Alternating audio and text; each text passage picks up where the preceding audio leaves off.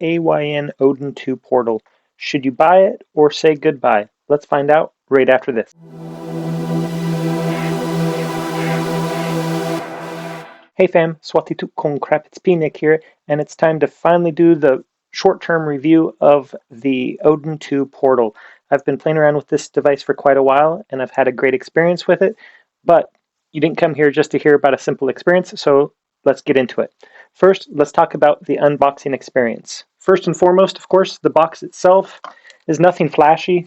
It's quite simple, especially compared to the ROG Ally X's box. But I have to give them points for having a little pull-out drawer rather than a simple pull-out box. Gives it an extra premium experience, and I appreciate that. Although the device did only come with the device itself and the AYN Odin2 branded cable on the inside of the box.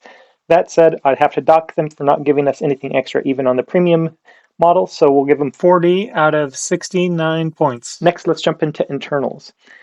This device has a Snapdragon 8 Gen 2 processor, which was a top-of-the-line phone processor just a couple of years ago, which means that this is one of the most powerful Android devices you can buy as far as for handhelds. And because it was designed for phones first and foremost, all of the bits and bobs are updated more frequently than if it was designed specifically for handhelds, because phones are a much larger market than are handhelds. Now you get 3 different variants with this. You get a 8GB of RAM, 128GB internal storage. You get 12GB of RAM with 512GB of internal storage. And the model that I tested, the 16GB of RAM max model with the 1TB of internal storage. Now all devices do come with a micro SD card slot, so if that's something you want to do, definitely understandable. The 8GB base model is more than enough for someone that's looking for specific PS2 games and below. So if that's what you're looking for, you'll be good to go with that. The Pro model with the 12GB of RAM beefs it up a little bit to make sure that you basically have compatibility on all PS2 generation and before. And then the 16GB is basically you wanting to make sure you are future-proofing the device.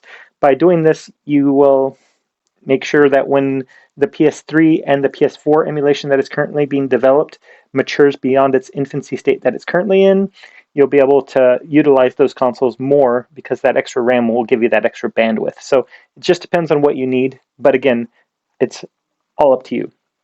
Also, you have a 7-inch OLED panel, and now I wasn't sure how big of a difference the OLED panel would be here versus the IPS display on the ROG Ally X, because it is a really good IPS display on the ROG Ally X. However, I can confidently say that it really does make a difference, especially whenever you have them side by side. The OLED, the blacks just really pop, makes the colors super rich, and you won't be sad even with the base model because the display is the same for all of them. And as far as that goes, again, yes, there's going to be more powerful devices with different internals, but you have to, again, consider that those are being designed with the processor that's been designed specifically for handhelds. So while it's not drastically different, this actually will receive more software support from the companies like Snapdragon. So you will actually get a little bit more out of it, generally speaking, with this device. So I'm going to give the internals a 55 out of 69. Next up on the review would be the first impressions. Now, first impressions are, of course, very subjective, and my first subjective impression was this device is beautiful, and I still feel that way. I couldn't be happier with this device. It feels really great in the hand, whether you're using the case or not. And to be honest, I passed this around my church, and everyone was in awe of how lovely the device feels. With the all-glass front, it just makes it have a really premium look and feel that isn't easily found on handhelds, whether you're talking phones or handheld gaming devices. So again, if you're looking for something that feels great in the hand, looks great at first blush, absolutely. And then when you pick it up and you start using the controls. As a PlayStation guy, I always felt a little strange with the offset sticks like this device has, but you quickly become accustomed to them, and I can't complain at the end of the day. With the RGB lighting underneath, it gives it a nice little touch. And the 4-way D-pad made me feel right at home. Since PlayStation has always supported a 4-way D-pad, it really makes it comfortable to use. The one thing I really didn't fall in love with absolutely was the smaller than console size face buttons, but they're not too small, so I can't really complain about it. Then you have your bumpers and triggers. The bumpers stick up higher than the triggers, which makes it easy to find when you're grasping the controller or if you're just using one finger. So it makes it easy to play there. And then the triggers have a great range of motion for a nice analog feel, which is a must-have for console gaming. Now, whether you're playing a game or you're watching Netflix or YouTube, the front-facing speakers are loud and crisp. Even in my loud church, was easy to be heard without any issues. So you won't be disappointed with these. Definitely the next step up from the ROG Ally X. So all that said, I'd have to say my first impressions, because I love the device from the first time I saw it, 65 out of 69. Now, if we take a look at ease of use, again, the ease of use is great. You know, you can have the console feel right out of the gate, and if you have your front end, like I do with ESDE, it really allows you to quickly select games that you want to play and load them up. Likewise, for something that doesn't support controllers natively, I'll just come over here and go over to PlayStation.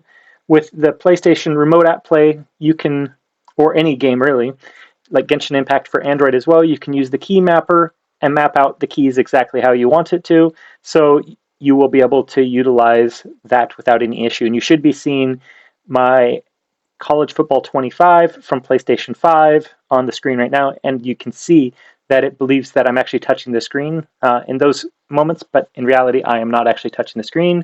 Just the key mapper allows it to think that way, so I can freely play my favorite PlayStation game without any issue. So all of that said, I have to give the ease of use a 57 out of 69, which is a really great score for a handheld. And let's move on to our next category. Customizability is also really great. Starting with the micro SD card slot, you can put up to a 1 terabyte micro SD card slot in there and format it to FAT32, so you can have those PlayStation 3 and above games because they take up a lot more space than the capacity would normally dictate if it wasn't formatted in FAT32. You can also replace the sticks quick and easy. As I showed in my first impressions video, I replaced the smaller white sticks that came with the device with the larger black ones for a little contrast and also better control for me with my bigger thumbs. And you can go on places like Etsy and you can replace the face buttons with PlayStation looking buttons. You can get new cases. You can do a lot of different things with the device. You might not have a replaceable back shell that has RGB like you would have with the ROG Ally X, but I'm sure the modding community is already on it, as they've already created a lot of great accessories for it. So I'm going to have to give the customizability and personalization abilities for the device 63 out of 69. Now, if we jump over to the next category of controls, again, as I mentioned, after long play sessions, I felt great using the D-pad and the thumbsticks. The triggers and the bumpers all felt fantastic. Even the face buttons, even though they're a bit small for my liking, they still feel really great. I can't complain about them in the slightest bit. But again, I just want to point out that they are smaller than console controls, and for that they do lose a little bit of points because they definitely did have enough space for console size controls. So we'll give them 59 out of 69 for their controls.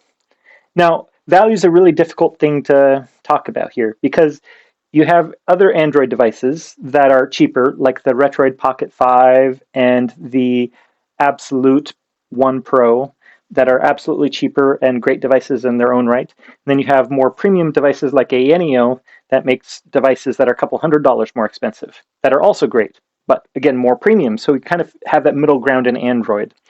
And then you have the Windows-based handhelds like the ROG Ally X and Lenovo Legion Go that are also great and comparable in price, a little bit more on the high end, of course, but they're also fantastic devices, but much shorter battery life because they're using Windows. And then you have the Steam Deck, which is using SteamOS. And while that's a great device, also much shorter battery life to your device. So it just depends on what you really need and what you really want. As far as Android devices goes, this is one of the most powerful devices you can buy on the planet.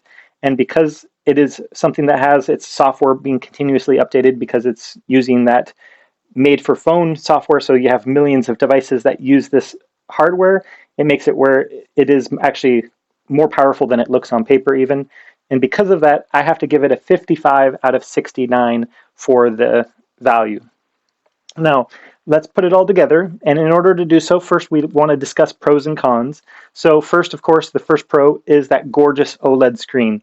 Whether you're watching Netflix or playing a classic game, because the blacks just really pop, make the whites really pop on the screen, it's going to make everything a joy to experience. And I can't say enough how much you'll enjoy this once you have it in your hand and just look at the screen.